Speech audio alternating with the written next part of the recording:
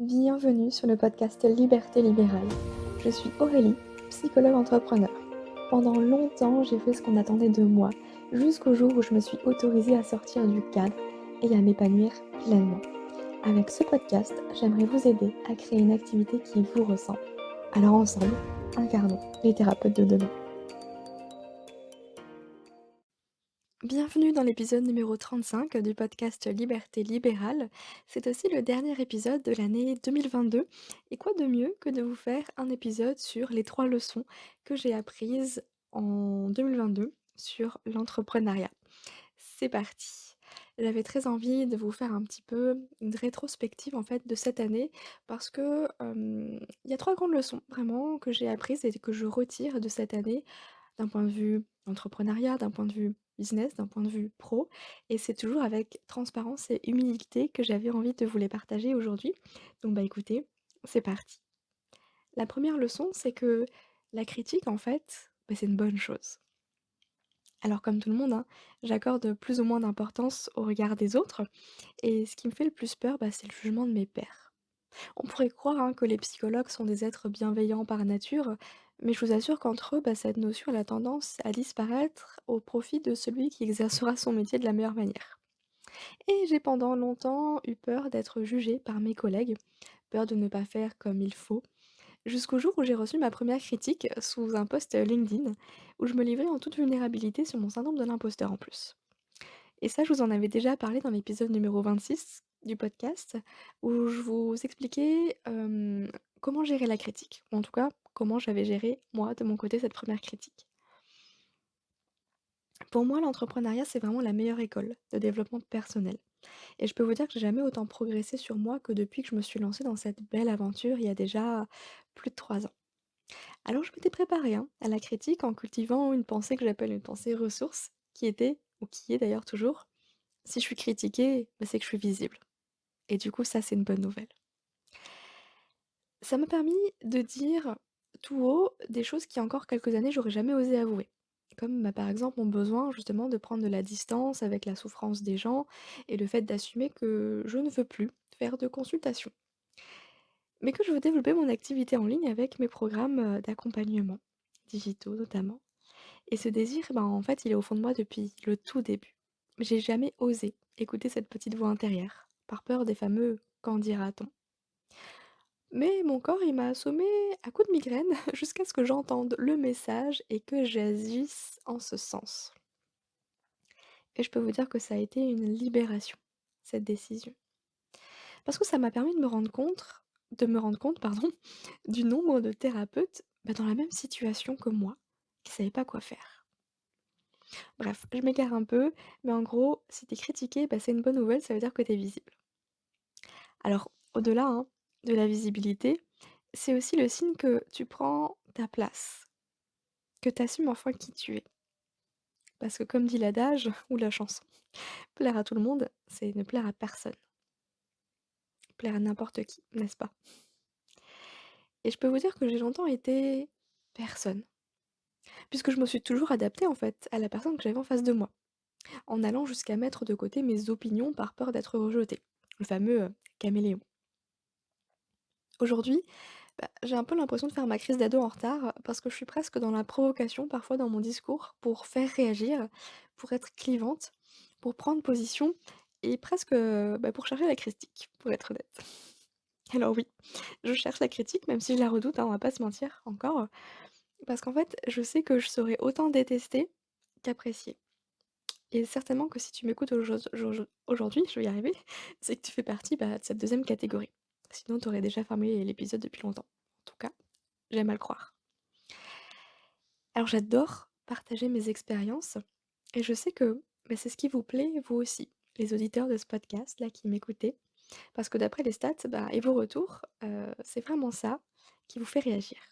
Qui vous fait m'écrire en message privé pour me dire: «Merci de l'avoir dit tout haut, merci d'en parler, je me reconnais dans tes mots» et ça, bah, ça me fait le plus grand bien et ça me conforte aussi dans la direction que je vais prendre en 2023 et qu'adviennent les critiques, je suis prête.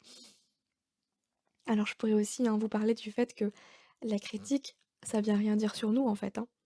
Ça nous en dit beaucoup plus sur l'autre, c'est-à-dire celui qui émet la critique. Tout comme d'ailleurs, les critiques que nous, on va émettre à l'égard des autres, ça vient en dire bien plus à propos de nous-mêmes que d'eux autres. Mais ça, c'est un autre débat. Et j'aimerais vous partager la deuxième leçon de cette année 2022. Eh bien, ça a été la plus grande, je pense, la plus grande leçon qui a été apprise, pas forcément volontairement, mais je vais vous expliquer tout ça. La deuxième leçon, c'est qu'en fait, le détachement, c'est la clé du succès. Cette année, j'ai fait plusieurs lancements, et j'en ai tiré une leçon qui n'a presque aucun sens en réalité. En fait, j'ai fait mes meilleurs chiffres d'affaires lorsque j'étais au plus mal. Je vous fais une rétrospective. En janvier 2022, j'ai fait un lancement de d'un programme en ligne qui est l'Académie Mincir Autrement. Ça m'a rapporté 1 300 € en une semaine.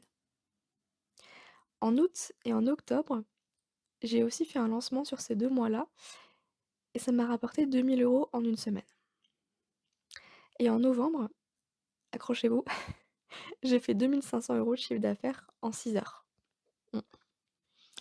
Et je peux vous dire que cette fin d'année, elle a été particulièrement compliquée à gérer émotionnellement pour moi, puisque je me suis séparée d'un homme que j'aimais toujours après 9 ans de relation. J'étais triste en permanence et je faisais les choses presque machinalement, en mode robot. Je me fichais du résultat que j'allais faire avec ces lancements, puisqu'en fait, j'avais la tête ailleurs.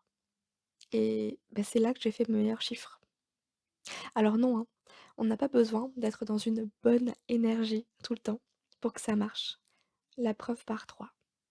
J'avais cette croyance aussi pendant un moment qu'il fallait toujours que je sois dans une bonne énergie, dans des pensées positives, que tout aille bien, pour attirer l'abondance. Vous savez, la fameuse loi de l'attraction. Mais en fait, c'est un leurre parce qu'on est des êtres humains. La seule chose qu'il est important à prendre en compte, je pense, c'est que on a le droit d'être mal et on peut faire les choses très bien, même quand on est mal et parfois même mieux. Parce qu'en fait, ce ne sont que des pensées, ce ne sont que des émotions, c'est-à-dire que c'est éphémère, que tout passe et que nous ne sommes pas nos pensées à ce moment-là. Même si on a l'impression d'être au fond du trou, qu'on n'y arrivera jamais, ben, ce ne sont que des pensées plutôt. C'est pas la réalité. Et c'est de ça dont il faut se détacher. Et cette notion de détachement, bah, je l'ai compris intellectuellement, mais en fait sur cette fin d'année, je l'ai expérimenté et intégré cette fois-ci. Et le conseil que je pourrais vous donner, bah, en fait, c'est de faire un lancement quand vous n'avez pas besoin d'argent. De cette manière, bah, il y a pas de pression du résultat. On vit les choses de manière bien plus légère.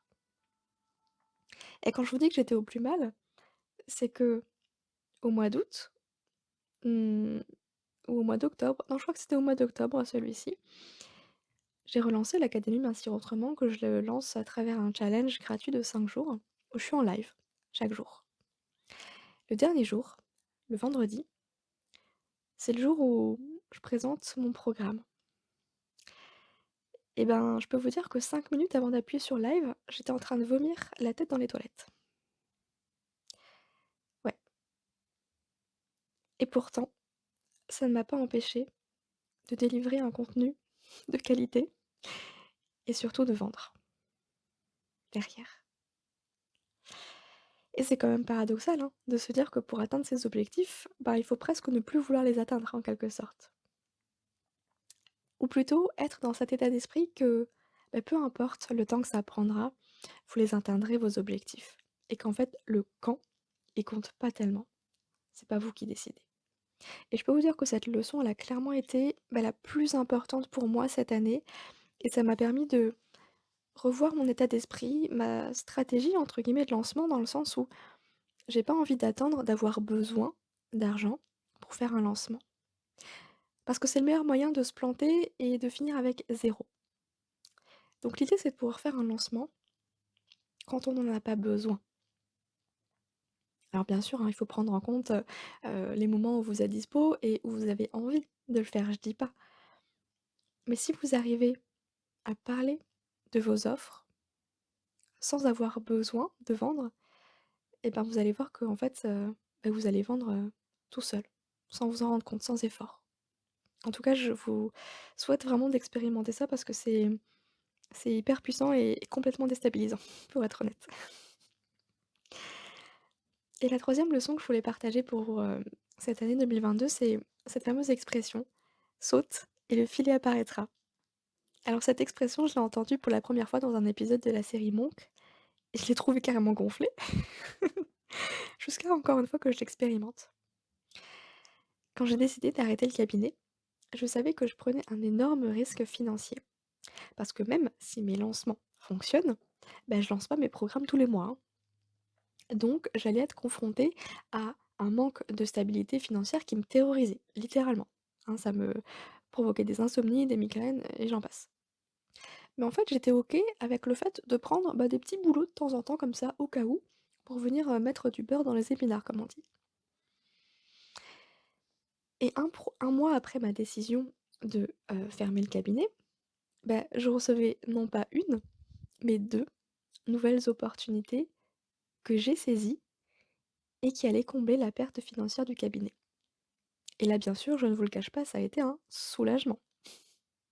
Et attention, je ne dis pas qu'il faut tout abandonner dans l'espoir que la vie nous mette les bonnes opportunités sur notre chemin, mais plutôt qu'il faut parfois prendre des décisions difficiles qui nous font peur, d'être prête à en assumer les conséquences et sans se mettre dans la merde non plus, hein, on est bien d'accord. En fait, j'étais prête là, à faire de la plonge ou à devenir serveuse temporairement. J'étais OK avec ça. Et quand on se sépare de quelque chose, bah, on fait de la place pour autre chose. Et c'est là où je veux en venir. Souvent, on attend de savoir exactement où on va aller, ce qu'on va avoir, mais on ne peut pas prédire l'avenir, et c'est cette peur de l'inconnu qui nous paralyse. Et le problème, c'est que le changement appelle le mouvement. Et si rien ne bouge, ben, rien ne pourra changer. Ça veut dire que on sait très bien que la fameuse expression on sait ce qu'on perd, on ne sait pas ce qu'on gagne, mais c'est justement là-dedans qu'il faut aller. Parce qu'on pourra jamais savoir ce qu'on va gagner par rapport à ce qu'on va perdre. Et il faut parfois accepter de perdre pour gagner, finalement. Et avec l'entrepreneuriat, j'ai appris que ce qui paye, bah, c'est de prendre des risques. Alors des risques mesurés, hein, bien sûr. Il est hors de question de se mettre dans des situations impossibles. En tout cas, ça, c'est pas du tout mon truc parce que je suis flippée comme pas possible. Mais juste, écoutez-vous. Qu'est-ce que vous voulez faire vraiment au fond de vous? Et comment est-ce que vous pouvez commencer à tendre vers ce rêve? Je reviens 3 ans en arrière. J'ai ouvert mon cabinet en commençant un jour par semaine. J'étais encore salariée, CDI 35 heures que j'ai passé à 28 heures pour me libérer une journée et commencer mon libéral avec ça. Et puis, tout doucement, ça m'a permis de me faire connaître, de faire prendre un petit peu ce cabinet, d'avoir le bouche à oreille. Et puis, le jour où, 2 ans après, j'ai été licenciée économiquement et bah, du coup, j'ai ouvert 2 jours au cabinet et ça a compensé. On n'est pas obligé de tout quitter. On peut y aller progressivement et c'est important de se sentir un minimum en sécurité à l'intérieur pour oser franchir ce pas qui n'est pas simple, on est bien d'accord. Donc voilà pour mes 3 grandes leçons de l'année. Je vous fais un petit récap. La première, c'est que la critique, c'est en fait une bonne chose parce que ça veut dire que vous êtes visible et ça veut dire que vous osez prendre votre place, vous osez assumer qui vous êtes. La deuxième, c'est que le détachement, c'est la clé du succès. Pour réussir quelque chose, bah, il faut prendre la distance par rapport à ça. Il faut pas se prendre la tête, finalement, sur le comment. Ça arrivera tout seul. Et la troisième chose, c'est que pour saisir de nouvelles opportunités, il faut mettre fin à ce qui ne nous convient plus. J'espère sincèrement que ce partage des grandes leçons de l'année 2022 vous ont aidé, vous ont peut-être permis de cheminer sur, vos propres questionnements et n'hésitez pas à me partager, les vôtres, vos leçons, que ce soit, par mail, sur, les réseaux, en message privé, en commentaire, je serais ravie de vous lire et avant de vous laisser, eh ben, je vous propose de rejoindre les coulisses de mon activité. Puisque chaque mois, je partage en toute transparence mes chiffres, mais aussi mes réussites et mes échecs. Bref, on est dans la transparence plus, plus, plus, encore plus que ce que je fais là à travers ces podcasts. Alors n'hésitez pas, je vous mets le lien dans la description du podcast et puis je vous souhaite une excellente, fin d'année. Prenez soin de vous et je vous souhaite plein de bonnes choses pour, la nouvelle année qui arrive. À très vite.